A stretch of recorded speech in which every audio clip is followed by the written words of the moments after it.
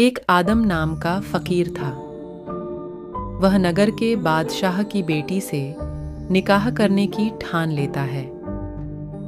सैनिकों ने उसे बताया कि अगर उसे बादशाह की बेटी से निकाह करना है तो तुम्हें ढेर सारे हीरे मोती लाने पड़ेंगे और मोती समुद्र में पाए जाते हैं। आदम निकाह के लिए इतना पागल हो जाता है कि वह अपने करमंडल को भर भर कर दूर जाकर खाली कर रहा था कि समुद्र को खाली कर और इसमें से मोती और हीरे निकाल लूँगा। कई दिनों तक ऐसे ही करता रहा। एक दिन पूर्ण परमेश्वर कबीर साहेब वहाँ आए और आदम को ढेर सारे मोती देकर चले जाते हैं। आदम बादशाह के पास मोती ले जाता है और उसकी बेटी से निकाह करने की बात रखता है। लालच में आकर बादशाह सैनिकों को आदेश देकर उसे पकड़वाकर उससे मोती छीन लेता है और सैनिक उसे मार पीट कर जंगल में छोड़ आते हैं।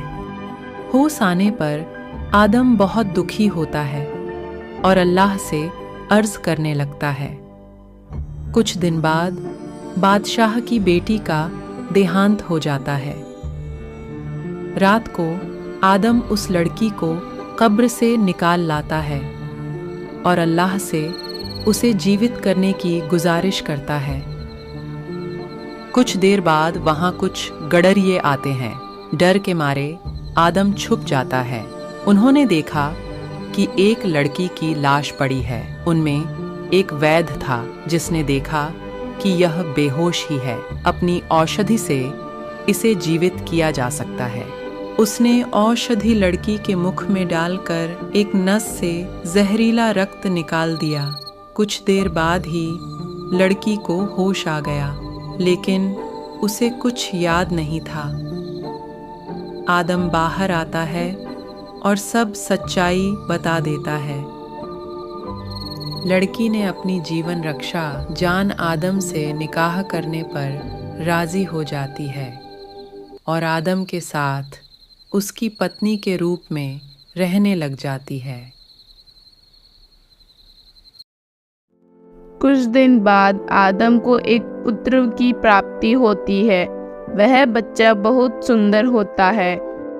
आदम रोज उसे नगर में एक मौलवी की पाठशाला में छोड़कर आता है और शाम को वापस लाता है। एक दिन नगर का बादशाह, जो पाठशालाओं में गरीब बच्चों की मदद करता था, उसने आदम के बच्चे को देख लिया। बादशाह ने बच्चे को देखते ही गले से लगा लिया, क्योंकि उसे वह अपनी बेटी की शक्ल जैसा सुंदर लगा। बादशाह ने कहा कि इस बच्चे को मैं लेकर जा रहा हूँ और उस फकीर को बोल देना कि मेरे महल में आ जाए और इसे ले जाए। आदम डरता हुआ महल में जाता है। बादशाह ने आदम से पूछा कि यह बच्चा किसका है? हमें इसमें हमारी बेटी नजर आती है।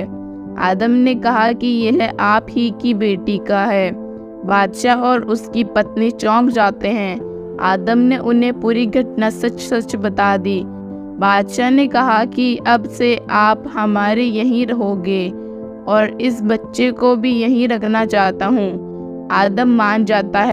बादशाह और उसकी पत्नी अपनी बेटी को लेने उसकी कुटिया में जाते हैं। आदम कुटिया में आकर अपनी पत्नी से कहता है कि वह अब यहाँ नहीं रहना चाहता है और वह अपने माँ बाप के साथ महल में ही चली जाए। आदम उस कुटिया को छोड़कर जंगल में चला जाता है और वापस नहीं आता। बादशाह अपनी बेटी और उसके बच्चे को अपने साथ महल में रखने लग जाता है। समय आने पर वह बालक जवान होता है और इकलौता होने के कारण बलख शहर का बादशाह नियुक्त किया जाता है, जिसका नाम इब्राहिम इब्न बादशाह सुल्तान अधम रखा जाता है। अधम सुल्तान ने पूरी दुनिया जीत रखी थी। बादशाह के पास लाखों की संख्या में हाथी और घोड़े थे तथा 16,000 रानियां थीं। ये 2D एनिमेशन संत रामपाल जी महाराज के सत्संग प्रवचनों का अंश मात्र है। संपूर्ण आध्यात्मिक ज्ञान प्राप्त करने के लिए अवश्य सुनिए संत रामपाल जी महाराज जी के मंगल प्रवचन।